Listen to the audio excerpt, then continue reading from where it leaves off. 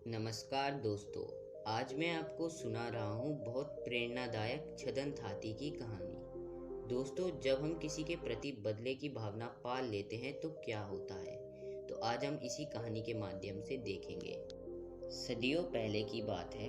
हिमालय के घने जंगलों में हाथियों की दो खास प्रजातियां पाई जाती थी। एक प्रजाति थी छदंत और दूसरी प्रजाति का नाम था उपोषत।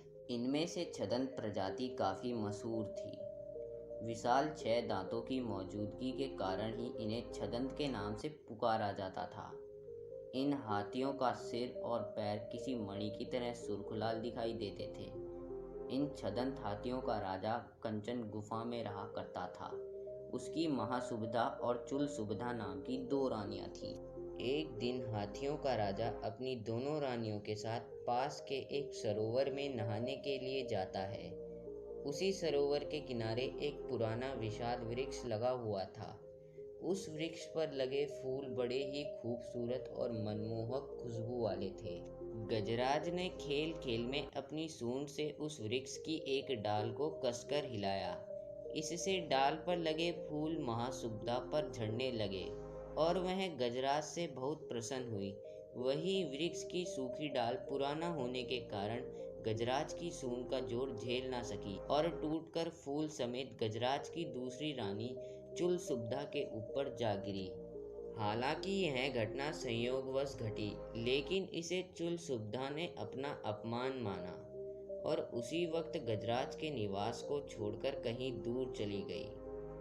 जब गजराज को इस बात का पता चला तो उसने चुल सुबधा को बहुत ढूंढा, लेकिन वह कहीं नहीं मिली। कुछ समय बाद चुल सुबधा की मौत हुई और मरने के बाद वह मध्य राज्य की राजकुमारी के रूप में पैदा हुई। युवा होने पर उसकी वाराणसी के राजा से शादी हुई और वह वाराणसी की पटरानी बनी। पुनर्जन्म के बाद भी वह छदंत राज द्वारा भूलवश हुए उस अपमान को भूली नहीं और उसका बदला लेने का सोचती रही। एक दिन मौका पाकर उसके वाराणसी के राजा को छदंत राज के दांत हासिल करने के लिए उकसाया। परिणाम स्वरूप कुछ कुशल निषादों के समूह को राजा ने गजराज के दांत लाने के लिए भेज दिया। गजराज के दांत लाने के लिए रवाना हुई टोली का नेता था सोनोत्तर। सोनोत्तर करीब 7 साल का सफर तय करके गजराज के निवास पर पहुंचा।